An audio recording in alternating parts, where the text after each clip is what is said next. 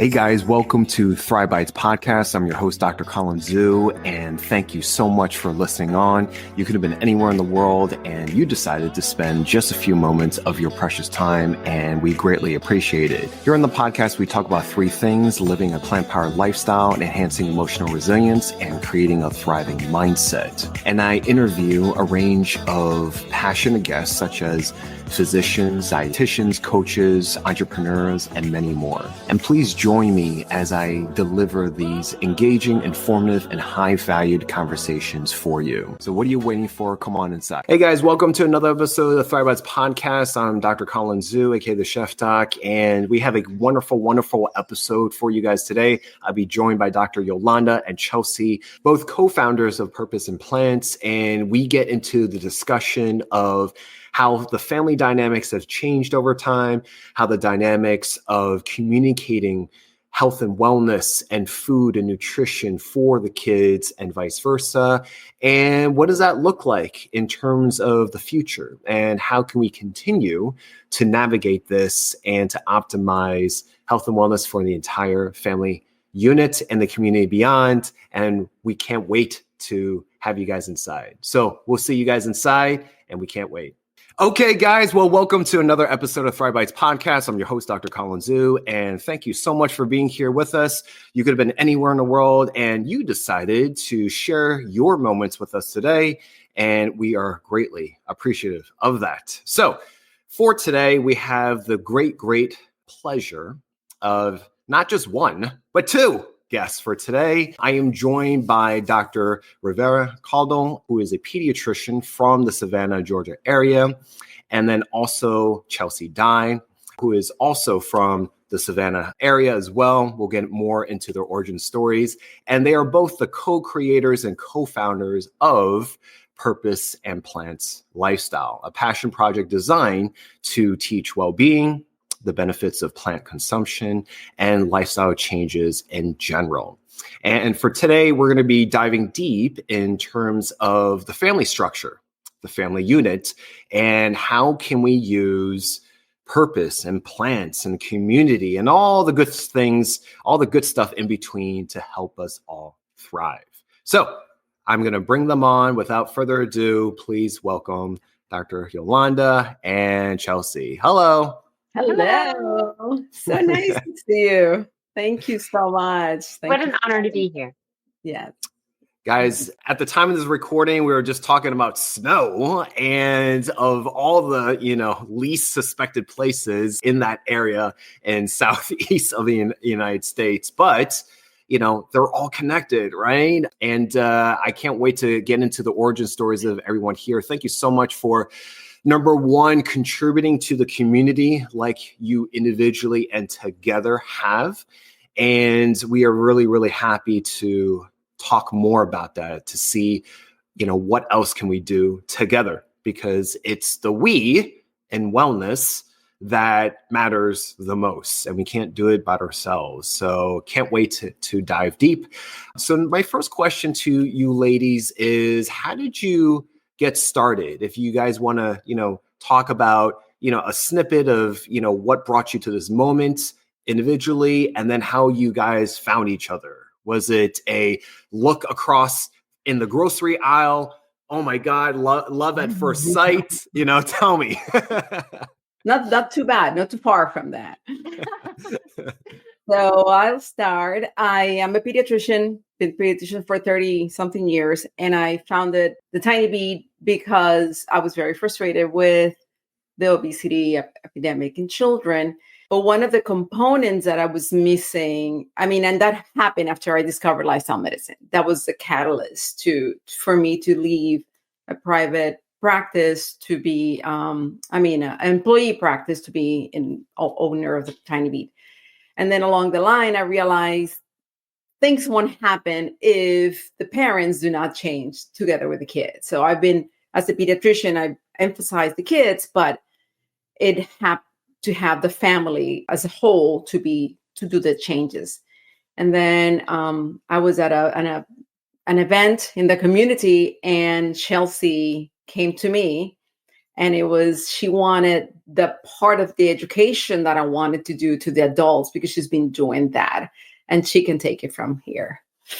Yeah, and that's correct. I have a unique origin story in that the catalyst behind my plant-based journey was actually my father being diagnosed with cancer 14 years ago, and was the beginning of my plant-based raw chef education. I have a variety of other educations as well, but that one was specific to what I was doing. Started the first cold pressed juice and smoothie shop in Savannah, realized that I had to educate folks in Savannah because it's a much different community than some of the other places. Unbeknownst to me, I became part educator and business owner, entrepreneur, and loved that role, and co-owned a yoga studio in the process of that, a serial entrepreneur. But at the core and source of it is that I really love teaching people wellness. And the missing piece that working with my one-on-one clients and my corporate clients is that those who have families, which most everyone has a family, whether they're really connected or not, the challenge is to make lasting change. Everyone has to be able to adopt the change in some capacity. So I knew that it was on my heart to start an education project where I brought in a physician who really believed in the power of plants, the power of mindfulness, and educating. And I pretty much said, I want this to the universe. And it just sort of appeared. And so there entered Yolanda, and I was and went over to her, and there it is. Purpose and plans. Yes. Yeah. And so when did it start? We met a year ago. It's been a year since we started working together. And Nice. it was January 2024. Yeah, I didn't think about that. Yeah. Yes. Yeah. And so basically across the 1 year mark. Yes. Cheers. Yeah. So we started getting together and formulating how we wanted. And we've done live workshops and some online. And we're working on the bigger project online for everybody to have access to. What do you hope to see it to achieve 3 years, 5 years down the line that is different, that's not being offered in the community currently? Well, go ahead, Shirley. No, so I see that there's a big gap, that there's a lot of people that want the education and they don't know how to access it. So by offering digital courses in conjunction with the live component and a community that's based on family centric and, real life centric, because I'm a primary single parent, I do co-parent, but my daughter is with me most of the time. So I know the realities, especially with my clients. And so my goal is to spread our message on a digital platform as well as in person, and to help cultivate a real community that is a source of resources that we can bring people like you on to connect clients with people like you and other physicians and, lifestyle specialists that can help them to further their journey. Yes. And then incorporating the whole family again. Have the kid component and the family component for those people that are, it's hard, and there is so much information out there that is so confusing for everybody, even for ourselves.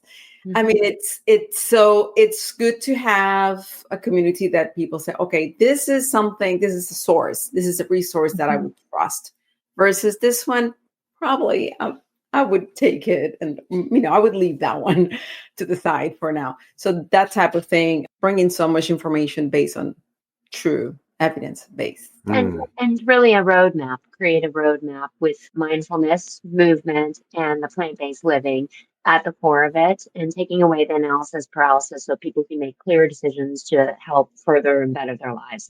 And essentially, yes. Can you give me the top 3 items or bullet points that, let's put plant-based aside for a quick second. What are the top 3 bullet points that families have a struggle with in terms of just regular health and wellness currently, that from your lenses? I think the first thing is there's so much misinformation. And I think the education part is missing because they are so overwhelmed with the information that they get that they're probably overwhelmed. So it's hard for them to get going, So that's, to me, that's the first thing. So if they start educating on the right direction, they would go, it might be easier than they think. That to me is number one. There is so much marketing geared to kids. There's so much marketing gears to the things that they shouldn't be having. And then a lot of people think that they're doing the right thing and then, they don't realize that it's not necessarily good. Go ahead, Chelsea. And then the second one, I think, is leading off of this is the all or nothing. It's hard to take the first step, which is kind of 2 in 1. It's really hard to take the first step. And a lot of people have this perfectionist mentality that I have to do it all or it's not worth doing. And, I say on a regular basis, even in my house, don't throw away the baby with the bathwater. We don't want every little step is a reason for celebration. So just taking that first step and then realizing that it's not going to be perfect. And that is another big challenge that people face. And it stops them in their tracks from making progress. Mm-hmm. So the third, what do you think the third is? There's so many. Yolanda, what do you think? Well, I don't know. I think that if they don't realize that they can, if they prioritize, like health is first, like I want to emphasize health first. From then on, it's kind of like things will fall into shape. For example, and like you said, a kid is starting to walk and the parents is not going to say, oh, well, he's not walking yet. I mean, it's so hard for him. He'll never going to walk. Well, this is the same thing that happens when you're learning something new and we don't realize that either for the kids or for the parents, So if you prioritize that, this is something that we are going to do as family and this is going to happen, you'll find a way and you don't think that it's not going to happen. So just like you said, like they do not realize that they're capable of that. When you start thinking, this is something I can do, I prioritize this. I mean, one time, I don't know who said this, that if you don't prioritize health, you have to take time for illness. And this is one concept that I want the parents to understand. This is sometimes, like sleep is on the back burner. Oh, well, I'll sleep when I'm dead, or whatever. No, it should take a priority. When you start realizing that should be your priority, I think things will start changing. So, to recap, education, understanding that health is a priority, and then, taking that first step are the biggest challenges. The one thing we didn't mention that we can probably get into is the time constraint that I think a lot of people have this hurdle with health and wellness or doing things. It goes along with the perfectionist mentality that they're too busy to make changes and they're too busy to devote that to their health. But, that's a mindset that we are working to help shift. Yeah. In terms of, as a segue from what you just said, Chelsea, in terms of, now we're in 2025, so many things is going on. Wow. Has anything from your lenses individually, both professionally and personally, in terms of the actual family structure, right? The family unit and how child rearing has changed over time. How much or how little does that contribute in terms of how easy or or more difficult it is to, like you said, Dr. Yolanda, be able to make health and wellness the priority? Has that changed over time? Absolutely. Because you mentioned the first thing was social media, right? Misinformation. Yeah. So that's a blanket for everyone, right? We all face that in the health world, the health world. But what about the family structure? I mean, go ahead, Chelsea. The social media component and our children and us as, leaders of a family, we are constantly attached to our devices. And even, it's just part of our culture. And that has definitely shifted. The neuroscience behind it is obviously it's shifting the way we're reacting in our stress responses. But more than anything else, it's shifted the dynamics of the family in that we're less present. And we're busier. Our brains are busier. And not necessarily that we're moving more. We're moving less than we need to be as a culture. But our brains are being inundated with things that are not necessarily positive for them. So the fact that we are not taking time to be present with one another, and yet we're still having these busy brains, which aren't necessarily busy in a productive way, that changes the dynamic and the structure of the family. And it also changes what kids are exposed to, and from every standpoint, which alters our perception of health and wellness and where it falls, spectrum of importance. Yes, I think that's one of the biggest changes. I mean, this is something that I've, as a parent, my kids are in their 30s. So they grew up with little by little that technology. But when they were little, it wasn't as much as the kids right now. So I think having access to the phone and the technology that they have is huge. It's a huge contributor of many of the problems that the parents face. And it's, again, they have to lead by example. They have to learn to set aside time for that. This is a technology free time and this is sacred. I mean, like dinner time, this should be a priority. This is dinner time should be zero technology, and things like that do not require like extra time on their side. Like, it's not like I'm going to be doing something extra. It's just that we're going to be doing something different. They might be very powerful if they are consistent with that. Again, I go back to sleep. If they realize, they prioritize the sleep, and they realize that this is not something that might take so much more time extra. It's not like I need to do something extra in my life, but it's something different. But the technology and working with that is huge. I think that's a big, big catalyst for many, many problems. I talk with other parents, other mothers, and even clients about how the power dynamic in the family relationship has shifted, that sometimes parents will say, no, my child doesn't like that, just because they say no once. And we have to realize that as parents, we are not only leading by example, and that's the first thing. So if you're not trying it, then they're not necessarily going to be open to it. But second of all, it's not a one and done sort of thing. It's like making lifestyle shifts, whether it's incorporating more plant-based foods or more movement or mindfulness. It's slow and steady. And so it's not that you can let your children say no and that's it. And especially if you've been late to introducing healthier patterns and, say you're waiting until 7 and 8, and then they say no because all they've known is processed food or no movement and social media or, devices, then you can't expect it to be quick. So that is one thing that I've seen that, growing up, you tried something multiple times. You didn't just stop at that one, I don't like it. And there is in our culture, it's like, well, the kid doesn't like it. I think we should just give up.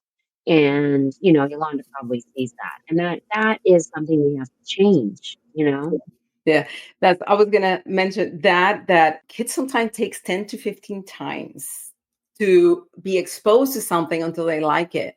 And sometimes the parents realize that, and like, it's going to be a waste. It's not that you're going to force them to eat that. It's that you're going to keep exposing them. They see you trying it, in different things, expose them in the kitchen, play with the food. Exposure is key.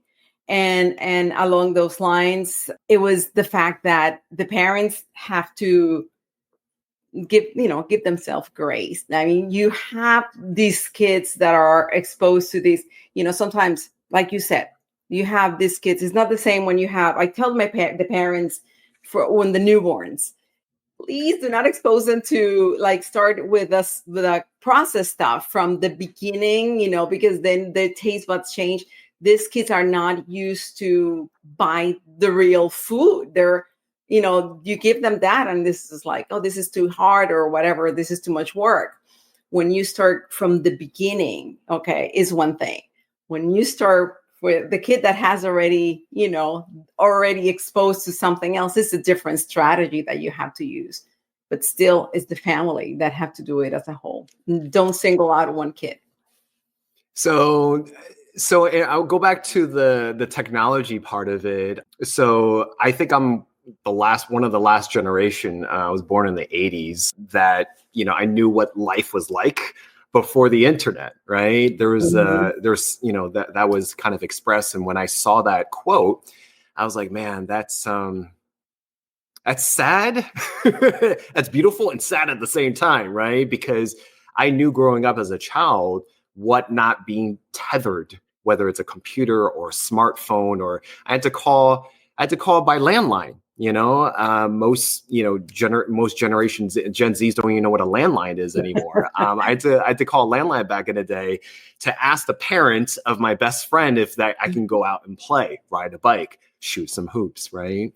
And so in a way, going back to commenting on both what you're saying in terms of technology, is that it became a very gradual, insidious kind of infiltration into our society of these things that are hijacking dopamine centers in our Oh brains, gosh, right? yes. Not knowing that this is what we became addicted to. The author, she's an MD, Dr. Lemke, I believe, if I'm pronouncing that, of the Dopamine Nation, Great book. is all these little things that have kind of hijacked, and the parents themselves, right? So it's almost like if you're not aware that there's an elephant in the room, then you're just going to see a room that has no elephant in it, right? So that's one thing. I think the family table is very important. The family dinner is very important. I totally agree with you, to be able to shut off and have that quality time, even if it's 5 minutes, half an hour, right? If we're lucky, because we live what I call, in an area where we're bombarded by notifications and distractions, just a lot of noise. Right. So a lot of the busyness, what you're saying, Chelsea, is not necessarily productive, but it's because we are being dragged in so many different directions in terms of our attention. And I find what you just said, Dr. Yolanda, very interesting in terms of, you would offer something, they say no, and they give up. And I don't know how much ethnicity matters, whether you came from born in an immigrant family, all these different, I don't know how much that matters. I think it does. My parents are immigrants, and we weren't given choices. It's either you eat or you starve, right? So there's no choices. And so I find that to be really interesting. And, being a pediatrician and, you, Chelsea, working on wellness in the community a lot and working with food, how did that, it almost seems like a dynamic shift. And how did that happen? The dynamic shift in what? In the society? Almost like giving power to the kid. Oh, I see. Yes. Oh, Right? yes. Because if it comes down to the God kid said forbid. no, and Yes. then you just gave up. So that means Yes. you gave all the power to the kid. I don't know if this came. Yeah, it's true. I've seen that. Yeah. I mean, I grew up with. I mean, it not necessarily good that you have to finish your plate, because there are kids dying of hunger in Africa. That's not good either. That was not a good example either. But the truth was that it's on the table, whatever it is. I don't know where that came from, honestly. I think people at some point started getting afraid that if they don't do whatever the kid says or wants to do, it's going to mess the kid's life. I don't know where the psychology of that came, but it is very sad and it's very. But you are experiencing that. You are experiencing that, right? Oh, Both of you guys. Absolutely. So, But the thing is that you're not empowering the kid. They probably are trying to do that, but it does the opposite. It just like creates this cycle that is not healthy. You were going to say something, Chelsea? Yeah, so I think that from my lens, I was also born in the 80s, born in 1980. There has been a shift towards a different kind of parenting, and I think it's kind of correcting now, but as a culture, there was a little bit more of a iron arm of the law and sort of mentality, and then we started to see our kids be more aware of the mental health and wellness of our children. And then there became sort of a shift to make sure our kids were okay, although arguably by all the things we've done bringing in technology, we've made them so much less okay than they would ever be. But there's this shift towards parenting, and I've read a lot about this as well, that we feel like not that we need to coddle them, but we need to give them their opportunity to have a voice. Well, it did shift where they had too much of a voice, and we were not, not for every parent, but as a mass total, that we were then allowing them to make too many of their own decisions. Yes, it's really important to identify who you are and what you want, but it's still important to understand that you are not in charge of everything, and also that not everything comes easy. And it goes along with the everyone getting a trophy, which some people agree with, but I don't. I coach for fun, track for kids and youth in other ways, and it's such a joy. But no, not everyone gets a trophy. Not everyone gets to be first place. However, there are still some parents that believe that if my kid participates, they should. So that goes hand in hand. And I think, just as you said, with technology, that it's been a gradual shift. Now, I'm hoping that parents will start to see that we need to correct on a social media front, on a dietary front, on a mindfulness front, on all of those fronts. And they all go hand in hand. They all go into alignment, that it is time to shift the tides and take ownership a little bit more of our families, and for the betterment of our society and our children. Yeah, I like in that line, I like Ellen Sadler responsibility, like the line of responsibility of a kid and a parent. I like that concept. The parent is responsible to know when are we gonna eat and how, what are we gonna eat today? And what are you gonna eat today? This is what you have. And it's the kid's responsibility to decide how much and if I'm gonna eat that. And sometimes that is a power that the kid should have.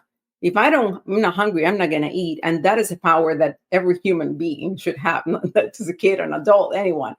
So that, in that sense, the parent doesn't have to interfere with that. Oh, okay, if you don't want to eat that, then you at least have, I don't know if it's a very Hispanic thing. At least he had milk. He had something. And then that, at least he had milk. He ended up having milk the whole day. And then, of course, he's not hungry and becomes that vicious cycle. But that is a very good frame of reference to use when you're feeding your kids. Okay, we're going to eat at 3. We're going to eat at 4. We're going to eat at the table. We're going to have a picnic in the living room. And this is what we have for dinner. The kid doesn't want it. That's fine. Doesn't want it. And that should be respected too. Very, very interesting. We can go, in so many different directions and go so deep into this. Let's bring back plant-based nutrition into the fold, right? So from both of you guys, why plant-based lifestyle, and why in the context of the family unit? We know that nutritionally it does better, right? We won't focus on that, right? But how does it change in terms of the family unit, in terms of having it create a ripple effect in terms of community, right? Because when you're a pediatrician, it's not just the child, it's the child that is tethered to the parent, and the parent that's tethered to the family unit and all that. And being, in wellness and in, the community, they're all dots that are invisible and hidden, right? That connects us all. So with plant-based nutrition, using that as a tool, how does that change and how does that benefit as opposed to what we're currently going through as a nation? Well, the problem is that the kids are eating 2-3% of the kids have depending on the age group, the recommended amount of vegetables and fruits, which is 5 fruits and veggies, which is it's nothing when you think about it. And it's interesting because before I became a lifestyle medicine, before I started learning, I remember telling the parents, oh, I know it's hard. It was hard for me. Like those 5 fruits and veggies, I thought it was like, how do I do that? How do I incorporate that in my life? So I understand how hard it feels, it looks, but I also see 2 things. I see that it is, even for families that are really, really trying, their access is really hard for many families. I can see that very clearly. And I see that, again, we go into what is very cheap and is very accessible is this thing that is very processed, and the kid likes it. And I know I have a kid that ate something, and I was able to afford that. So that transition this is why we exist, and this is why we want to do this, and this is why we're here and talking about it. I did the Tiny Beet because parents need to know that it is possible. I trained when I started pediatrics, the type 2 diabetes was adult type diabetes. I mean, it was adult type. There was not such thing as kids with type 2 diabetes. It was not a thing. And God, so many kids have that now. So I can see what it should be and what I want to reverse that. And it can be done. So I think there is nothing more powerful than education. And again, that's why we're here, because parents need to know that it is possible and it can be done. And then we need to work with our system to make that happen. Like in Savannah, there is a Savannah Food Policy Council that is working, make sure there is access to everyone to fresh produce to make this happen. So I would have to say that, going back to your question, your specific question about what we're doing on a one-to-one basis, educating the parents and the families and how it can shift the community. When we expose them to the power of whole plant-based foods and having a connection with the community that creates it, specifically, we have in our mini master classes, we talk about going to the farmers market and getting in touch with your local wellness practitioners and going back to the grassroots, to the foundation of understanding where our food comes from and reinvesting in our communities and making community connections in that way and getting to know who's growing your food. And it may not be the person right next door. And if you are in a food desert, it might be a little bit more challenging to make that connection. So by educating folks on plant-based living and allowing them the tools and enabling them tools to successfully adopt and bring in plant forward living into their lives, they see the changes on a one-to-one level, and your brains function better, your bodies function better, especially if it's whole plant-based foods. But then when you can connect it to the community and where things come from, we just have a greater appreciation. And it really comes back down to presence, and our power is in our presence. And so, that essentially on a larger scale is what we're doing. But yes, it's education. Yes, it's being able to give them the tools to be able to do it successfully internally. But what it does for the community is creates a shift in appreciating where things come from, finding the power of presence, and then also finding the power of valuing your own body enough to nourish it and feed it well, which is only going to serve everyone for the better in the long run. Can you share with us some tips for families that are transitioning, getting started, just hearing about plant-based, whole foods, not really too comfortable? Are there some tips that you can share to, ease them into this? Mm-hmm. Yeah, one of the things that I trust the families the most is exposure to let the kids, like you said, where the food comes from. Sometimes kids, when you grow from the beginning, like that's one deeper layer, but growing your food, that's even if it's some plants in your kitchen, even if it's some sprouting, that's fun for the kids. But getting them know that this is the food, where the food comes from, some kids, for example, they are more eager to try a plant or a food, any plant, any fruit, if this is separate, that is not already part of a mixture. So having them in the kitchen, or let me help me cut this cilantro and see, how it smells. Oh, it smells, see, it's how, or let's cut this peach. Oh, look how shiny it looks. Oh, it has, just using the senses. How does it smell? They might feel more open to try it than if the meal is prepared and isn't there, and I don't even know where it came from or how it was made. And I think it empowers the kids, and this is a tool that everybody should have to learn how to cook. It's a survival skill, like learning how to swim or drive. So it goes at deeper levels, but getting them exposed is the number one thing at all levels.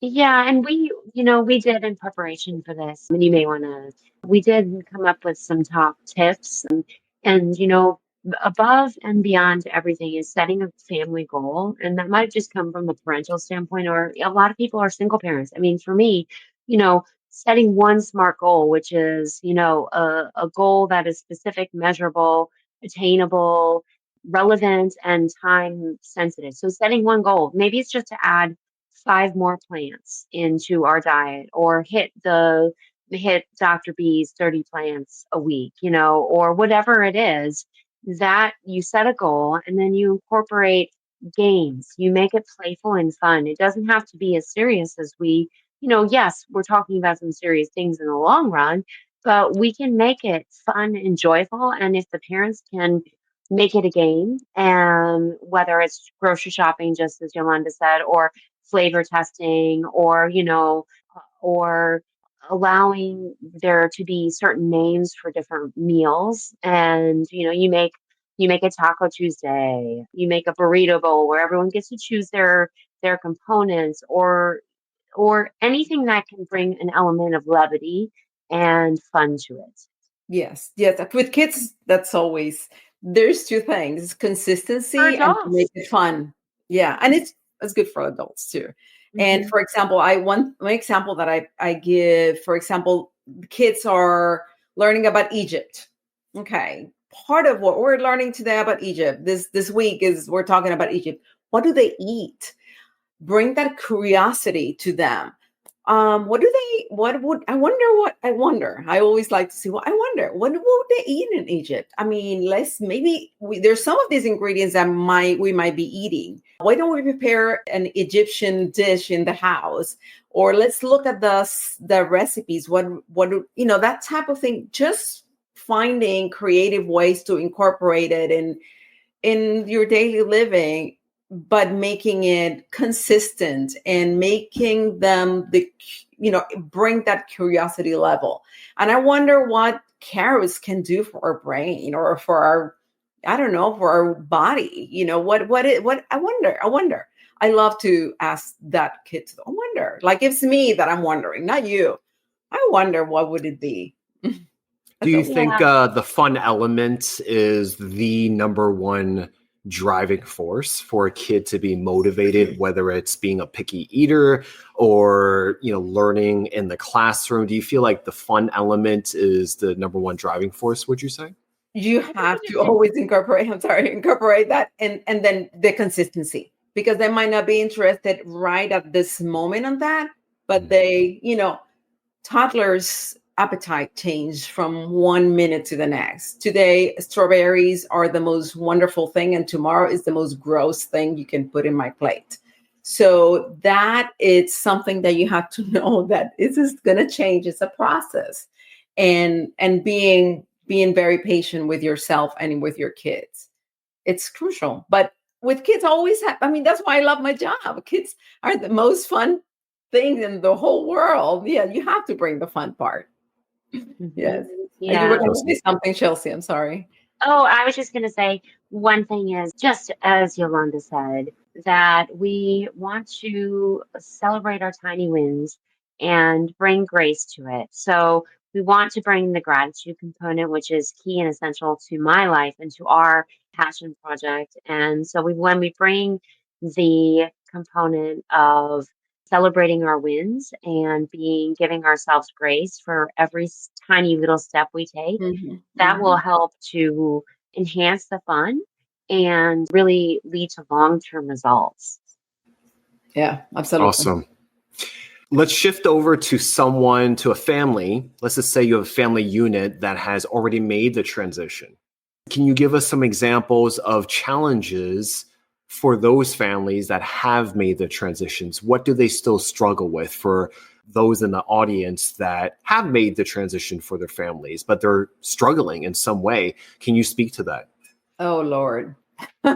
Time. They live in this world. Yeah. Yes. I think making choices to eat the whole plant-based foods instead of the processed plant-based foods. And when I work one-on-one with clients, I see that even if they've made some really positive shifts, we're we're brainwashed in many capacities to think that if something on a label says healthy or is labeled organic, then automatically it's good for us. So that is a challenge that they don't, making the transition is commend you for doing that. But then sometimes the convenience foods are worse for us than anything else. So understanding that, and that goes in line with the time constraint, that with having less time, there is a misconception that everything in plant-based cooking or in cooking in general, when you do it in the kitchen, it takes so much time. No one is saying that you have to be gourmet chef. You can put things together that are quick and easy, and they can still be delicious. And sometimes simplicity is better. So, the over-processed food and then the time constraint. Yes. And to me, I've seen that families that are doing that already, the things that they face, for example, they're everything, they're eating very good at home, but they go to school and they are, the birthdays and whatever. And then I tell the parents, try to understand that you don't want to be putting foods that's the bad thing, and you don't want to do that. This is prohibited thing. Sometimes that backfires on you. So it's okay. They had a birthday party and at school tried to be teaching, and the teacher, it's your time to bring the stuff, you bring something different. And then other people might realize kids do like that. Kids like pieces of fruit. Who knew they would be okay with that? For example, I've seen parents that get glaucoma. It can be perfection. It can be worse. Sometimes being too eager to be perfect can bring some eating disorders, which you don't want to fall into that either. You never want to think that we're doing this because we want to be thin or we want to be, that's another thing. We're doing it because we're going to be stronger, we want to be healthier, we're going to have a better brain and stuff like that, but not related to the weight. And the other thing is you're going to need to plan. You need to plan if you're going to a family outing, a family dinner, and then that everything that they're going to be there, is not going to be something that you're going to enjoy. Bring your own plate. People might love it, and they realize, well, what you guys eat is not too bad after all. And then sometimes that's what it takes. That's not something that you want to keep eating. Or sometimes you decide, well, we're going to eat that today, and that's that. But you have to learn to be flexible, and you have to plan ahead. Because many times, even though things are changing, we have more options than it's been in the past. But still, sometimes you have to plan ahead of the game. And like Chelsea says, you have to learn to, when you're like outside, when you're traveling, you have to be a detective on those labels because they're so misleading. But you have to learn. You learn something different. Assuming that you eat 3 times a day and 2 of those meals are at home and 1 of them is at school. And I don't think it's news to anyone. And even the ones that are listening, our public school system and the way we serve and curate food is not the best, probably the worst, right? Do you see any changes locally, statewide? I'm not sure if you can speak to this. Do you see any changes kind of moving the needle a little bit for our kids? I think it's not good what they're having right now. At least that's my, what I think. But I have hopes of things. There's many more people are more aware of this, and things will start, shifting in the right direction eventually. It's a very difficult needle to move. Many people have tried, and it depends on the community. It depends on how much interest the community has. But I know, for example, ACLM, the pediatric MIG that's one of the interests that we have. That this is the school lunches are a priority, and we talk about that often. That's something that, but again, it comes at so many levels. I think the more people are educated on this and what is considered, a lot of people do not know that processed meats are a carcinogen, plain and simple. I mean, and kids eat pepperoni and hot dogs on a regular basis, and that's considered normal. And God forbid that you think that a kid should smoke at 5 years old or 10 years old, kids, because that causes cancer. But we feed them something that is a carcinogen on a regular basis. And people say, okay, one hot dog is not going to be anything. Yeah, but is day after day after day. And is that plus the other thing. So it adds up. And we really don't know. It's kind of like we're doing this experiment with our kids. We don't know long term what is going to happen when this generation, we kind of know, but we have to do better. We have to learn to do better. So our shifts are not what we would both like to see. But just as we were saying, our Purpose Implants Academy and our mini courses are a way to impact our local and regional and larger community in order to make that information accessible to people. And I am neurodivergent. I have ADHD, and I work a lot with clients and families that have children that have ADHD. And I think that some of the loudest folks are the ones when they learn that, just as you said, the processed meats and some of the things that we have in our everyday diet are wreaking havoc on our brains and our bodies, that they can be the loudest ones and the biggest change makers. So I'm hopeful that in addition with the obesity epidemic and the neurodivergent challenges, what it's doing to our brain and our guts, we haven't even talked about that, but that those folks that are seeing that in their home will become educated, and they will help us and the community be the catalyst for change. So lots of room for improvement. Yes. And one thing I realized, I didn't know what I didn't know, and then when I knew, it was like, I have to do better. It was that thing that made me, boy, I had more energy. I have more energy that I had in my 30s just by eating more plants. I feel so good so learning that, like, people, once they start realizing, again, through education, I think is the power of education, learning that, and you might want to, like, let me give it a try. Let's see what happens. And this is how we started. Let's give it a try and see what happened. And all of a sudden you realize, wow, this is wonderful.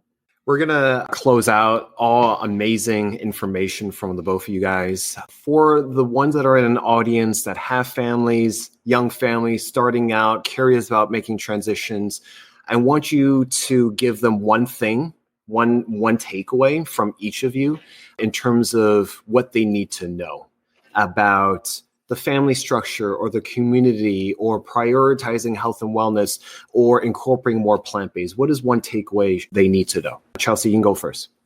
That one small step in the right direction will make huge changes.